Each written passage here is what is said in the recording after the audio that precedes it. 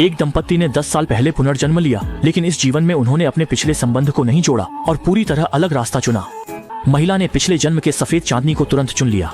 10 साल में उसने यादों का सहारा लेकर निवेश में सफलता पाई और उद्योग में शीर्ष व्यापारी बन गई।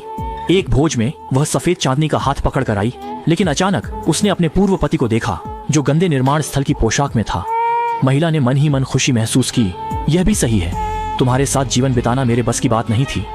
सबसे सच्चा सीखना। महिला ने उसका मजाक उड़ाया। 10 साल हो गए फिर भी वही बेबस रूप। उस महिला को देखकर जिसे उसने जीवन भर प्यार किया था, आदमी के दिल में उदासी की लहर दौड़ गई।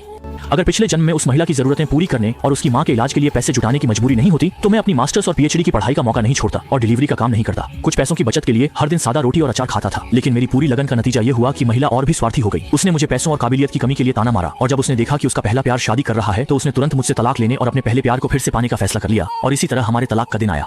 दोनों नागरिक मामलों के ब्यूरो के दरवाजे पर एक बड़ी कार दुर्घटना में फंस गए।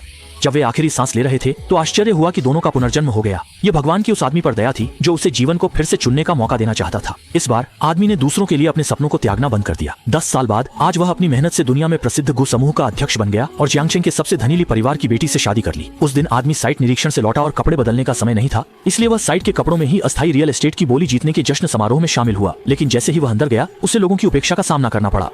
वह महिला अब भी नहीं बदली। उसने सीधे उस आदमी का मजाक उड़ाया और 10 लाख रुपए देकर उसे भिखारी की तरह टालने की कोशिश की।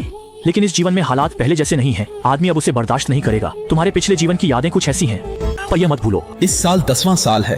तुम्हारे पिछले जन्म की यादें यहीं तक थीं। ये पैसा तुम खुद संभाल लो। इसके बाद आप। लेकिन तभी महिला को खबर मिली कि गू साहिबा तुरंत स्थल पर आ रही हैं और वह तुरंत स्वागत के लिए आगे बढ़ी। आदमी ने महसूस किया कि अब सहयोग की जरूरत नहीं है, इसलिए वह योजना लेकर जाना चाहता था, लेकिन महिला के पति ने उसे थोड़ा अपमानित करने का इरादा किया, फिर उसे जाने दिया। साथ की कहानी।